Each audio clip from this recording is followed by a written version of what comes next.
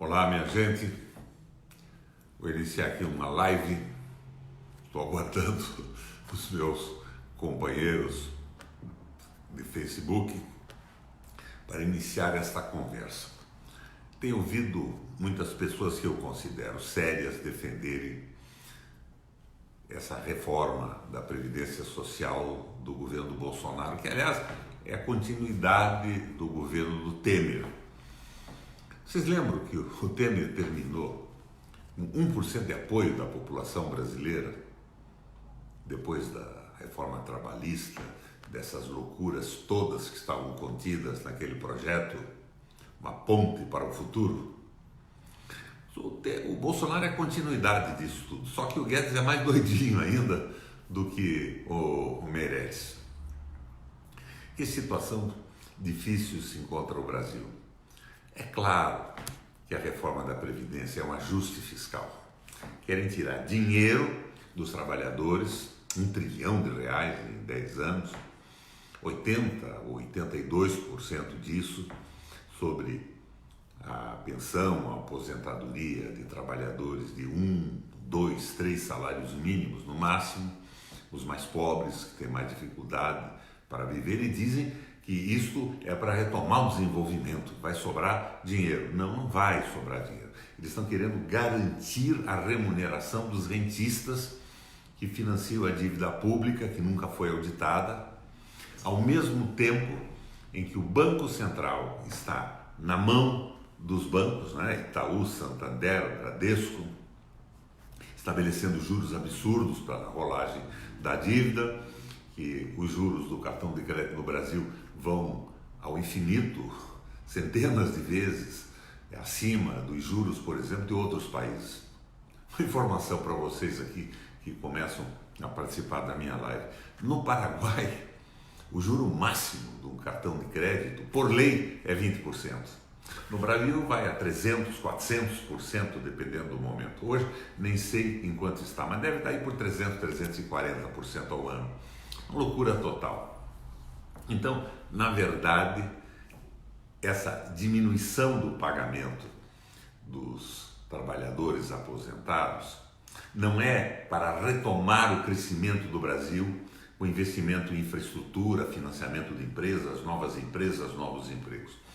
É um ajuste fiscal para garantir o pagamento da rolagem da dívida e, ao lado disso, ainda querem a independência do Banco Central, para que mudanças de governo feitas no processo eleitoral não possam impedir a rapinagem do Brasil na mão dos banqueiros. Na Bíblia, seriam discípulos de Mamon. Mamon, que em hebraico quer dizer dinheiro. É o dinheiro se sobrepondo aos homens, se sobrepondo a Deus, se sobrepondo à ética cristã. E ainda tem pastores evangélicos pregando esse cisma, esse absurdo. Não são mais cristãos, são discípulos de Mamon. E trocam tudo isso por algumas vantagens que eliminam o imposto de renda da arrecadação de suas igrejas. Isto é terrível, isso é horrível, principalmente para mim, que fui criado por uma mãe que vinha de uma família presbiteriana e de um pai de uma família católica radical que até construía igrejas. Mamon está mandando. O capital, os endinheirados, os empresários, o capital financeiro, o capital vadio que não produz nada e que vive do seu próprio giro, está tomando conta, ou já tomou conta da política no Brasil. O resto é essa bobajada de menino de azul, menina de cor-de-rosa, essas tolices todas que distraem a opinião pública, que divertem, né? Do italiano divertere, desviar do que importa, desviam do que importa. Mas vamos à questão da Previdência. O meu amigo Cristóvão Buarque publica um Twitter apoiando a atitude de uma tal de Tabata, que eu não sei nem quem é, não conheço, que seria do PDT, que apoiou a possibilidade de invasão da Venezuela e que agora vota a favor da destituição dos trabalhadores em relação à sua aposentadoria e apresentando cálculos, cedeu à racionalidade. Cristóvão, não é assim. Você não pode pensar nisso como se você fosse um contador. Você, como eu, tem consciência de que ao lado disso tem a história da independência do Banco Central, juros absurdos, e isso é um ajuste fiscal que não quer resolver problema de previdência, mas quer resolver a garantia de pagamento de juros absurdos fixados pelo Banco Central sobre a rolagem da dívida. Mas vocês sabem como é que surgiu a previdência tripartite que existe no Brasil? O empresário contribuindo, o trabalhador contribuindo, o Estado contribuindo? Como é que ela surgiu no mundo? Eu vou tentar contar essa história para vocês, explicar como isso surgiu. No início do século, na Alemanha, mais precisamente na Prússia, o Bismarck estava propondo a reunificação da Alemanha. Ele acabou, na época ele comandava a Prússia, acabou, inclusive chanceler mais tarde e mais importante. Mas a proposta da reunificação da Alemanha batia numa análise de um economista que, quando o Bismarck estava lá no começo do século, já tinha inclusive morrido, Johann Fichte. E o Fichte dizia o seguinte, ele fazia uma análise: a nobreza vivia de privilégios absurdos, privilégios hereditários. Eram donos da terra, todo mundo tinha que pagar foro, pagar laudêmio, eles dominavam a economia e isso tudo era herança de família. E a nobreza foi enfrentada pela burguesia, que não queria saber dessa classe privilegiada, protegida por títulos de nobreza, que se sobrepunha ao direito, ao esforço dos burgueses, dos trabalhadores, dos comerciantes. E daí surge essa revolução da burguesia que derruba a nobreza. A burguesia derrubou a nobreza que acumulava privilégios fantásticos. Isso aconteceu na Revolução Francesa e o Johann Fichte, se não me engano, inclusive dizia que a própria Constituição dos Estados Unidos também propunha a sacralização da propriedade.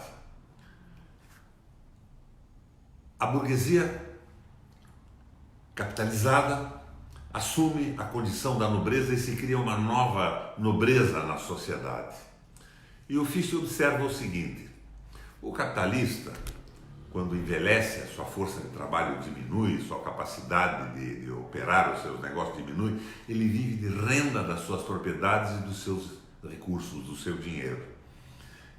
Ele se garante dessa forma. Já os trabalhadores, que são em muito maior quantidade do que a burguesia capitalista rica, só têm como capital a sua força de trabalho. E quando eles envelhecem e a sua força de trabalho estiola, eles não têm como sobreviver. Então a observação de Fichte era a seguinte: como a nobreza foi derrubada pela burguesia, os capitalistas, os burgueses, vão ser derrubados por uma revolução majoritária dos trabalhadores que não tem como sobreviver, porque quando a sua força de trabalho estiola, eles ficam totalmente desamparados. Bismarck, então, raciocina da seguinte maneira: isso não vai acontecer na Alemanha reunificada. E ele cria, então, a Previdência Social, com a participação do empregador, do empregado e do Estado. E esse modelo foi copiado pelo Brasil. Então ele garante para o trabalhador que na velhice, esse trabalhador que ajudou a construir o país, lá no caso ajudou a reunificação da Alemanha, o desenvolvimento econômico, científico e tudo mais, ele teria a possibilidade de sobreviver não pelo capital que ele não tinha, pelas propriedades que ele não tinha, mas por uma garantia previdenciária que era a aposentadoria que lhe amparava na velhice. Ele fez isso para evitar uma revolução, que os detentores do capital e do dinheiro acabassem sendo derrotados, como foi a nobreza pela burguesia, por trabalhadores que não tinham outra saída a não ser esse ato revolucionário, porque não podiam sobreviver quando ficavam mais velhos. E assim se instalou na Alemanha esse sistema previdenciário que o Brasil adotou, para evitar uma revolução. Então, Quando eles começam a raciocinar em termos de números, vai faltar dinheiro aqui e retiram o dinheiro da Previdência para aplicar em outras coisas, isso na história do Brasil é recorrente, né? Grandes projetos descapitalizaram a Previdência. Eles estão desamparando o trabalhador e voltando a uma situação que no começo do século o Bismarck acabou na Alemanha. Não é uma coisa de contador que olhe só o resultado como se tudo fosse imexível, imutável. Não, tem que entender que essa reforma foi feita para garantir o lucro absurdo da rolagem da dívida na mão dos rentistas, dos capitalistas que financiam o Estado. Dívidas nunca auditadas. Minha gente, foi uma estupidez o que o Congresso fez. É uma incapacidade dessa gente se colocar no lugar dos trabalhadores. Eles não conseguem se identificar com o trabalho. Eles não conseguem se imaginar no lugar de um trabalhador de 1 ou 2 salários mínimos. E eles ficam cortando isso para garantir que o Estado tenha dinheiro para investir? Não. Dinheiro para pagar a rolagem da dívida pública. Minha gente, isso está acontecendo no mundo inteiro e esse projeto vai se estiolar. Não vai ser possível que o Estado exista sem os programas sociais. A robotização, o desenvolvimento tecnológico, a informatização de tudo vai desempregando.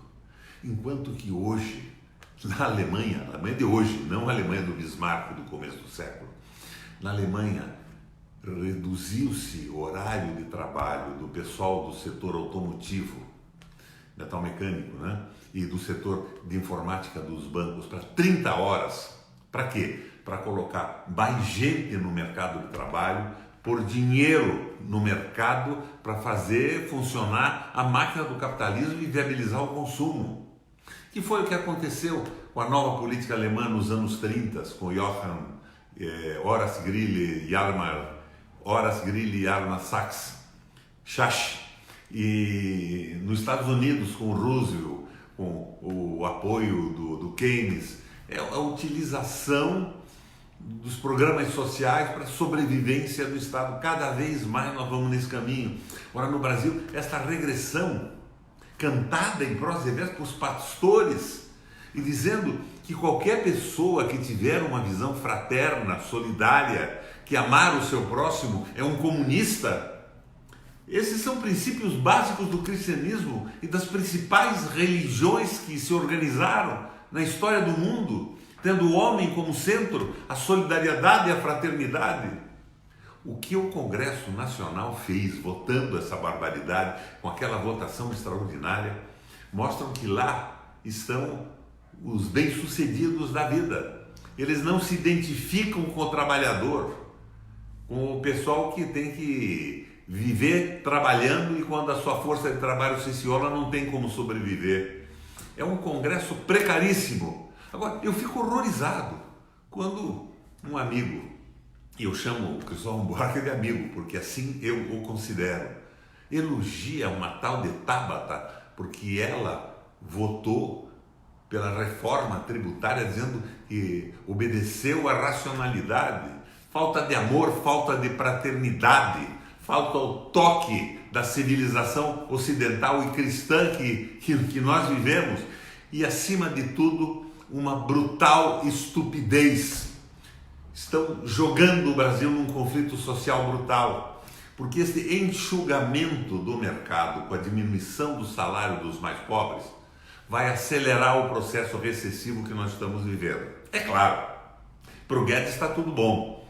Ele tem uma religião que é o liberalismo econômico, a barbárie, o mais forte sobrevive. Ele acha que ele vai liquidar o Estado e estabelecer o liberalismo absoluto com a ausência do Estado. Mas ele é um doido, há muito tempo é um doido, que trabalhou com o Pinochet no Chile, frequentou Harvard, se não me engano, e diz disparates a cada momento com uma cara de pau e uma convicção monumental. Esse cara precisa ser exorcizado. O diabo tomou conta dele. Ele é um discípulo de Mamon, não é um cristão, como gostariam os membros das igrejas evangélicas que estão apoiando essa estupidez toda.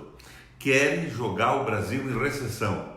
Ou, pior ainda, estabelecer que o Brasil só pode ter algum sucesso quando o sucesso vir de fora para dentro. Mas o que está acontecendo lá fora? povos inteiros abandonando seus países, êxodo, e países não querendo receber os pobres, como se eles não fossem filhos de Deus nascidos na terra. Minha gente, o mundo vai num caminho muito ruim, mas nós estávamos mais ou menos fora disso. O governo do PT e do Lula, eu me opus à política do Levi, à política do Meirelles. Aliás, eu era o único a me opor, né? O PMDB estava apoiando o PSDB, todo mundo naquela história da ponte para o futuro. Mas quando eu vi que iam derrubar Dilma para estabelecer aquelas bobagens daquele documento que o Temer apresentou com o Moreira, aquela gente, aquela doidice, aquela insensatez, eu me opus pesadamente. Minha gente, erro em cima de erro. Mas nós temos hoje no Brasil um dos piores congressos da nossa história. Essa gente não se identifica com o povo, é incapaz de fraternidade. Eles são, me desculpem a rudeza do termo, verdadeiros canalhas, porque representam o povo brasileiro, mas com o nosso povo, a nossa gente, o sofrimento do nosso povo, eles não se identificam. Vamos num mau caminho. Eu acho que em determinado momento nós temos que vencer isso tudo e através de um referendo revogatório, com a participação e uma discussão ampla da nossa população, revogar tudo o que eles fizeram e iniciarmos a reconstrução do nosso processo civilizatório. Com uma visão cristã, amor, fraternidade e solidariedade. Valeu, minha gente, obrigado pela atenção.